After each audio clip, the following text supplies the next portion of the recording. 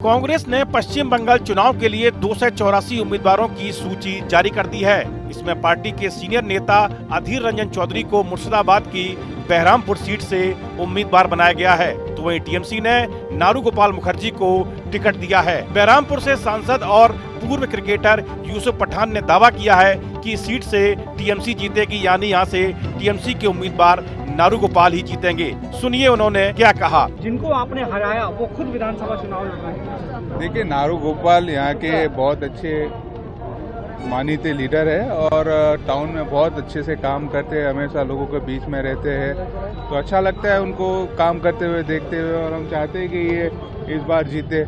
और अधीर रंजन चौधरी खुद है इस बार चुनाव में। उनको मैं ऑल द बेस्ट कहूँगा, बेस्ट विशेष दूंगा। सीनियर लीडर है, वो भी हर किसी का हक है इलेक्शन लड़ने का, लेकिन हमारा जो नारू गोपाल है वो बहुत अच्छा काम किया है यहाँ पर। दरअसल 5 बार के सांसद अधीर रंजन चौधरी को 2024 में टीएमसी के यूसुफ पठान से चुनावी मैदान में हार मिली थी। अधीर ने आखिरी बार विधानसभा चुनाव 1996 में लड़ा था। लोकसभा चुनाव हारने के बाद अब वे फिर से राज्य की राजनीति में लौट रहे हैं।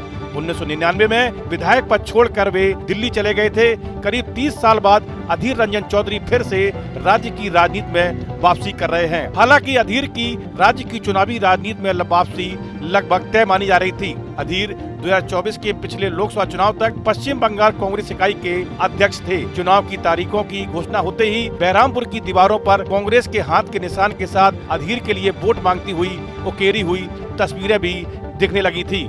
विधानसभा का टिकट मिलने के बाद अधीर रंजन चौधरी ने कहा, मैं संसदीय राजनीति में काफी अनुभवी हूँ।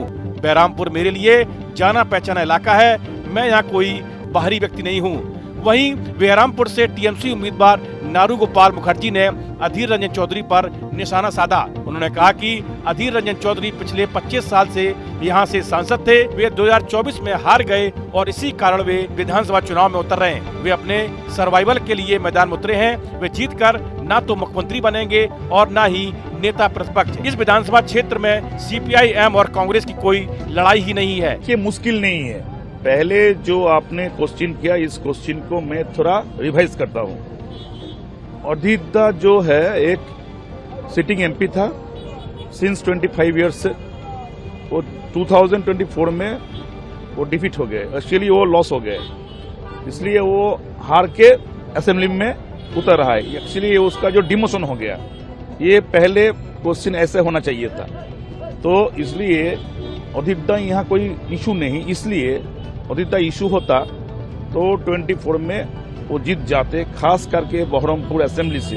बहरामपुर विधानसभा क्षेत्र बहरामपुर संसदीय क्षेत्र का ही एक हिस्सा है। चौधरी को अब एक कड़े मुकाबले वाली त्रिकोणीय लड़ाई का सामना करना पड़ रहा है, क्योंकि उनका मुकाबला मौजूदा बीजेपी विधायक सुब्रत मोइत्रा और टीएमसी के नारू गोपाल मुखर्जी से है। मुखर्जी बहरामपुर नगर पालिका परिषद के अध्यक्ष हैं। हालांकि सबसे बड़ा सवाल यह है कि कांग्रेस पश्चिम बंगाल में अकेले चुनाव लड़कर क्या हासिल करना चाहती है। पिछले 20 सालों में कांग्रेस कभी टीएमसी तो कभी वाम दलों के साथ मिलकर चुनाव लड़ती रही है, मगर अब कांग्रेस ने क्षेत्रीय दलों वाले राज्य में अकेले चुनाव लड़ने की रणनीति पर काम कर रही है। एक वक्त था जब 1950 के बाद से 1977 तक कमोबेश कांग्रेस का ही मुख्यमंत्री रहा। फिर ज्योति बसु और बुद्धदेव भट्टाचार्य 2011 तक मुख्यमंत्री रहे और तब से लेकर ममता बनर्जी मुख्यमंत्री हैं। 2016 में कांग्रेस के पास 44 विधायक थे। पिछली विधानसभा चुनाव में उनका एक भी विधायक नहीं जीता और उनका वोट शेयर भी घटकर रह गया। पश्चिम बंगाल विधानसभा चुनाव में 2 चरणों में मतदान होगा।